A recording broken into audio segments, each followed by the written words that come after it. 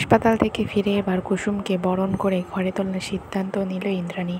এবার ইন্দ্রাণীর সিদ্ধান্তে খুশি হয়ে গেল শঙ্কর। শেষ মুহূর্তে ইন্দ্রাণীর জন্য এবার এ যাত্রায় সুস্থভাবে হাসপাতাল থেকে ফিরে আসতে পারে কুসুম, কারণ ইন্দ্রাণী কুসুমকে রক্ত দিয়ে যাত্রায় বাঁচিয়ে দিয়েছে।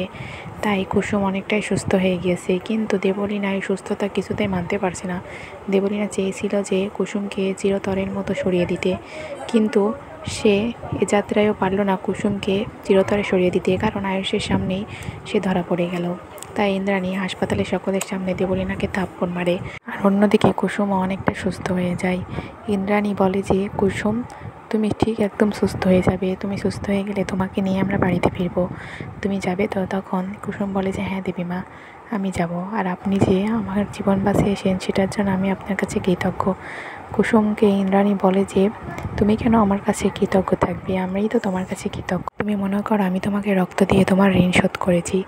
তখন কুসুম বলে যে, আপনার ঋণ আমি কখনোই শোধ করতে পারবো না।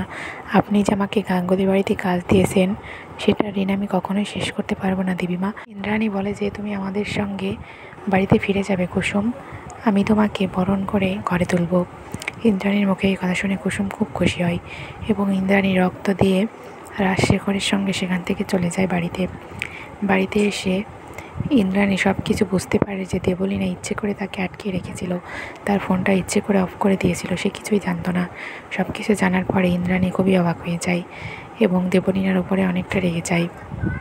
মীনাক্ষীও ধরা পড়ে যাওয়ার ভয়ে এবার দেবলীনার সঙ্গ ছেড়ে দেওয়ার চেষ্টা করে। মীনাক্ষী বলে যে, আমি যদি ধরা পড়ে যাই তাহলে তো দিদিভাই আমাকে বাড়ি থেকে বের করে দেবে, এখন কি হবে যদি আমি ধরা পড়ে যাই, এই বলে চিন্তা করতে থাকে মীনাক্ষী।